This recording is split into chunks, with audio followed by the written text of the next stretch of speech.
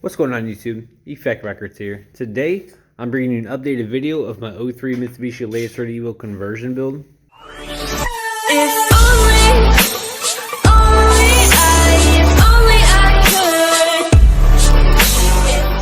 Alright guys, so what's going on? So as you can see, some things are different than the last time you've seen it.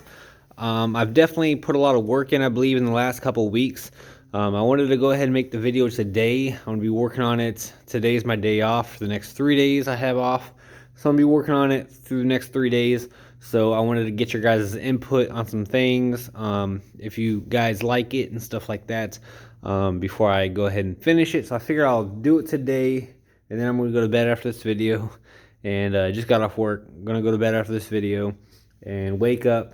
And if you guys, say it looks good or whatever, just to get some different insight, so I don't got tunnel vision and just think what I want and think it looks nice or whatever. So yeah, but let's go ahead and get into the actual main video, which is basically going over what I've done in the last 2 weeks. And one of which is I finally got the gas filled on my welder for the air gas. They actually replaced it for free. They said it was probably a bad seal on that bottle, because I told them that I only used it for a couple of days and it was gone. And I had the money. I was prepared to buy a new bottle, and they said they'll just go ahead and replace it, which is awesome. So thank you, Airgas, for that. But before I did that, I was working on a few other things. Because I didn't have any gas, so I was like, what else can I do to work on it to try to get stuff done without any gas? And one of the things I was working on was the trunk, or not the trunk, I guess the trunk flooring is one of the things I was working on. So I took some piece of metal that I had and cut it out to the shape, which is right there, the shape. So I just stuck a piece of metal on it, and I traced around it. And then I took my cutoff wheel and cut it off. And yeah, this was the last piece of metal that I had though, but I went in and got some more metal. So I do have some more, which I made the front part of the wide body for.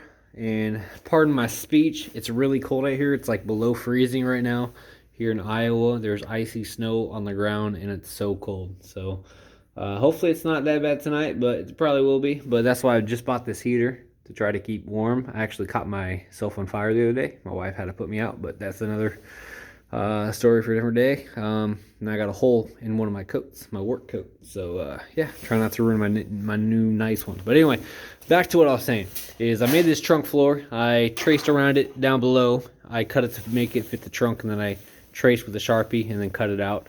And then I started working on the floor support, which as soon as I got the gas, I welded it in. But before that, I just cut it to fit. So I got one there, and I got one on the ground right there on the floor, which I also got to weld in. But that's to give this support. So the plan with that is, before I put this floor down and tack weld it all the way around and weld it in, I plan on coating this with undercoating on the top side and all around, since I'm not going to be able to get in there and do it once this floor is put into place. So that's one of the things that I plan on doing. And then I also plan on putting weld through primer on it, because I probably will tack weld some areas of the trunk floor onto the support, not all the way, maybe like 1, 2, 3, 4 tack welds on either side of the support, on both of them or something. I'm not really sure yet, but that's kind of the plan for that. And yeah, so there's the trunk flooring. Next up is I started working on and finishing this. So this is the new transition that goes from the bumper area down onto and attaches to the wide body. So basically, this right here is the trunk line, where the trunk would sit. It's flush up against this all the way down. And so instead of just sticking out like I had it before and coming up, this is like flush, and then it comes out and goes up. And I think it looks a lot better than before. That's kind of what it looks like from the rear and the side. I think it looks pretty good personally for what I did. and like I think it looks a million times better than just sticking out randomly and coming up. And then also how I made this piece is I just stuck a piece of metal in it, like just at a 90-degree angle all the way down, and I traced it from the top, and then I made like 2 tack welds, one here and one here, and then bent it into that shape, and then welded the bottom piece up, and then welded the top piece up, and then I try to grind it a little bit smooth and stuff. But that's how I made that piece. Like the since here is skinnier than here, I had to do it that way. And then after that, I started working on this and putting the taillight back in, and or the taillight end cap back in, and finishing up this whole thing, and then also welding this piece here, which wasn't here before, to connect it to the taillight end cap. So that's kind of what that looks like. It finishes it all the way back. I still got to grind down some welds and stuff like that, so it does look messy. And I got to finish welding in the taillight end cap, but it's not going anywhere. It's solid. And if I put the taillight in, I probably should have went ahead and bolted it up, but put this in. I'll try to do this with one hand while I'm holding the camera. But there it sits flush now. One of the reasons why I took the taillight end cap out in the first place is this plastic reflector stuff on the outside was actually sticking out farther than the end piece that I made out of metal the first time. And I hated that, and I wanted this to be flush. So now this is flush. So that's one thing, but I had to get the gap correct again. If I shut the trunk, let's see if I can get this without dropping anything. Let's stick that right there. So that's kind of the gap that I got. It looks better. It's just right out of the taillight's wiggly, and I'm also holding the trunk down because it doesn't latch or anything. But the gap looks amazing when I had it, like had the taillight actually bolted in. It looked pretty good.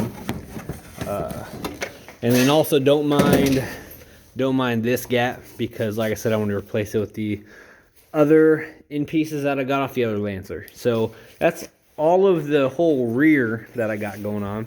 So hopefully by next video, I'll have the taillight completely welded in, and have this completely welded in and ground smooth, and then probably have the trunk piece at least tack welded in. Oh, my hand's freezing. It feels like ice out here. But anyway, so yeah, so then after all I did all of that, I was thinking, you know, I'm gonna work on the door. So I started getting the door off, the old wide body that was on here originally in my earlier videos when I was trying to copy just like an EVO, and I ended up getting that off, and then I stuck the door on, and then I noticed, because I put the hinges on, so there's the hinges back on. So I was test fitting everything up to make sure everything was Gucci gang, and it was, except for the door opening and closing. So the problem was it was actually rubbing up against this panel here that's inside the door. Right now I tack welded it closed, and I'll explain that in a little bit. But it was hitting this panel back here, and it was also hitting a little bit down here too. So what I did was, right here, you kind of see it, I took my cutoff wheel and made a slit in the metal, and then I took a hammer and tapped that down, because it wasn't hitting a whole lot, but it was hitting just enough to not let the door open and close. So I just did that, tapped it closed, did the same thing down here. As you see this little cutoff wheel mark, and then tapped that down, and then made enough clearance for the door to freely open and close perfectly. So I got that done, and then after that was done, the door could open and close. I was like, let me go ahead and work on the front part, the transition back to the car. So let me guys know, let you guys let me know, there's a great wording, of what you think, and because I'm always open to negotiations and changes and stuff like that, and none of this stuff is really set in stone. I can change anything. So yeah, but anyway, the original idea that I had is to have this come straight out. It went about here. You can see the tack welds that I had. Went about there, and then it went down and then met the bottom of that. Now the problem was, when you looked at it from the front, when you looked at it from the front, this thing was actually up here, and it looked like a big old banana. The way the shape of it just made this have like a pointy nose and made it stick out, and it looked like a banana, and I hated it. So I went online and looked at references of EVOs and actually how they do the transition. And what I noticed is they actually come down, like downwards, to do that transition instead of going straight out and stuff. So what I did was last night before work, I didn't do it for very long because it's super cold here, but I just made this little cut and then tack welded it together and called it good. Now the reason why there's tack welds right here is so I can make sure that this stays flush the entire time while I'm bending and torquing this metal down here. Where I still got a little bit of work to do to there. Like I said, it was super cold, so I didn't do it for very long. And then it's been very humid also, so I put some primer on it just to try to protect from rust. But the reason why this is all cut out is because of the I plan on cutting out the entire rear underside of where this is going, and when it was sticking out like that, I thought that's how I wanted it, so I started cutting this out, and then I wish I wouldn't have, but I did. And so yeah, so I got to make some patchwork, but it's not that bad. Just a little bit of patches I got to do to it to make it look good. But let's try to get a view from the front. I know I have a lot to say. Man, this welder's in the way. Everything's in the way. I need a bigger garage. But that's kind of what it looks like from the front. But with that being said, this is actually going to be knocked down. See, I started having a Sharpie line, and it's actually going to be a lot closer instead of sticking up as high as it does. That's one thing. And then this is also going to be like there's a Sharpie line, and it's going to be cut off like right around there is the plan. But yeah, like I said, this is the look it gives. Let me know what you think. Like I said, it still needs patchwork and stuff, but there's just a pre-fitment of the design process and the idea that I got. Now, how I kind of put this on here is it started out as a flat piece of metal. It was just flat piece of metal all the way across. It was like a 2 foot by 2 foot piece, and I started cutting it while I was on the car. Just took my cutoff wheel, made some tack welds, and started cutting it off in the car. This is what I came up with. And then I got this little bend in here by putting my hand in the top part while I was pushing down in the bottom. So I was holding this out so this part didn't bow in, and then I pushed this inwards to try to get, you know, like a transition effect that goes up. Oh man, it's so cold. You don't even know. That's how it kind of looks like from the front, and then from the rear. Like I said, right there, you can see it sticks. It looks like it comes up and then it goes down. That's going to be like more either diagonal straight down, or it's going to be more straight. I just really didn't do a whole lot because, like I said, it's so cold and I don't have heat in the garage. The only thing I have heat for is this, and that works. It works good enough to catch me on fire, but like it doesn't heat my whole garage. So yeah, that's basically this video. If you like this video, please comment, rate, and subscribe. This is a longer video than normal. Like usually I keep them around 10 minutes, but I had a lot of stuff to say and a lot of things to go over. And hopefully you guys have some insight. Say it's a go ahead or a no go, and I should just like scrap the car. No, don't say that because I won't. But yeah, I'll catch you guys hopefully next week, if not the week after. Like I said, it's been super cold, but I do plan on coming in here tonight, dressed in like 3 hoodies and find me some coats to wear or something. But yeah, I'll catch you guys later on the next one. All right, peace.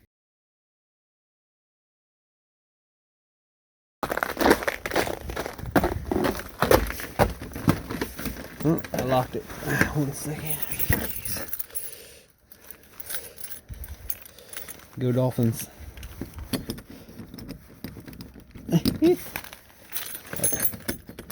Bam. Okay. Alright. I almost forgot that I would go over some things that I bought for the EVO. It's in some of my earlier videos, but hasn't been in here or introduced in a while. So But there's a difference. Here, I might leave that open, give it some good light. I got some gloves this time. I'm smart. I'm learning, because my hands were freezing last time. So I was just in here. I was just like getting the video put together, and I was like, I forgot to show some stuff. So let's go ahead and look, see what I got. So this is what's going in here, and then also I'm converting it to all-wheel drive and all that fun stuff. But this is my 4G63T. This actually came out of a Mitsubishi Airtrek. I think it was a 2006 Mitsubishi Airtrek.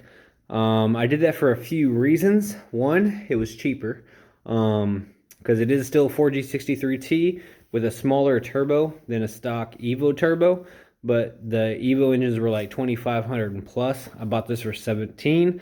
But the main reason why I got it was because it comes with an automatic transmission, which this is an automatic car, so I'm planning on keeping it automatic. I don't plan on messing with an extra pedal and getting all that stuff squared away. So instead, I'm going to try to use this transmission and make it work with my automatic car. I looked at the transmissions, and they look like they still have the same attachments and stuff, so fingers crossed. This also has a transfer case on it attached with it, because a lot of the $2,500 EVO engines I see was actually just the block. It wasn't like anything extra. This came with all the accessories on it, the transmission, the transfer case, and stuff. So there's that. That's what it looks like from afar. It's definitely way bigger than the 4G93 I pulled out of this thing, which I actually donated to the school. Should have just kept it and scrapped it. I mean, it ran and drove, but you know. But anyway, so down here I have some more goodies. This is all from an EVO 8, I believe, either EVO 8 or EVO 9. I believe one of the calipers, or not the calipers, the rotors say EVO 8 on it, I think. But this is basically the entire underside of an EVO. Those are all Brembo brakes, calipers with rotors. Got the arms. That front subframe is actually out of this car. I plan on trying to fix it and repair it. It was supposed to actually come when I ordered the Brembo brakes. I was supposed to get one for an EVO, but they didn't ship it. They ended up refunding me $300.